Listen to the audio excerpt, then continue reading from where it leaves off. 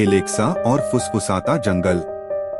धीमी रहस्यमयी पृष्ठभूमि संगीत शुरू होता है, कोमल भावुक स्वर में। कहीं दूर एथेरिया नाम की एक धरती पर एक छोटा सा गांव बसा था, एल्डनवुड। हरे भरे पहाड़ों के बीच, फूलों से सजे रास्तों के किनारे वह गांव किसी परी कथा जैसा लगता था।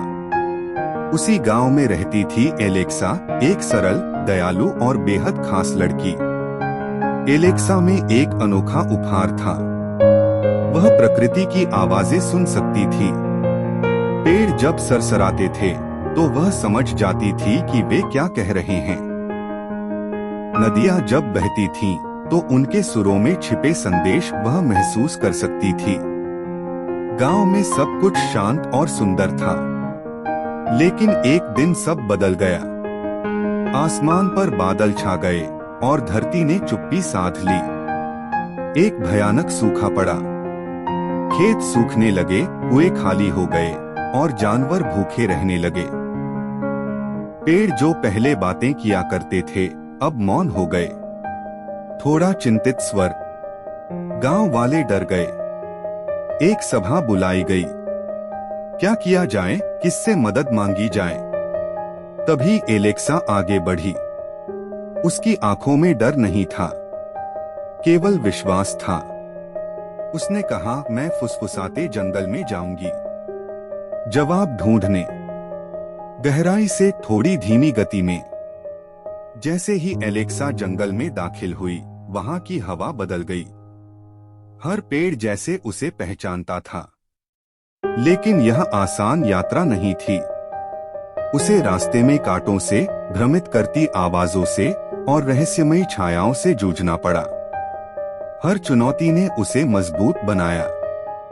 हर मोड़ पर उसने खुद को पाया। आखिरकार वह पहुंची जंगल के हृदय में, जहां खड़ा था एक प्राचीन, विशाल वृक्ष। उसकी शाखाएं आकाश को छू रही थीं।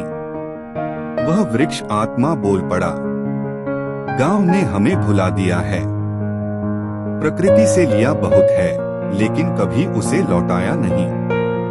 भावनात्मक स्वर। एलेक्सा ने उस आत्मा से वादा किया, मैं बदलाव लाऊंगी। मैं गांव वालों को सिखाऊंगी कि प्रकृति केवल लेने की नहीं, देने की भी जगह है। वृक्ष ने उसे आशीर्वाद दिया और एक नई उम्मीद के साथ वह लौट आई। गांव में एलेक्सा ने सबको समझाया। धीरे धीरे लोग उसकी बातें सुनने लगे। उन्होंने पेड़ लगाए, पानी बचाया और धरती की सेवा शुरू की। वर्षा लौट आई, नदियां बहने लगी और गांव फिर से जी उठा। सकारात्मक शांत स्वर।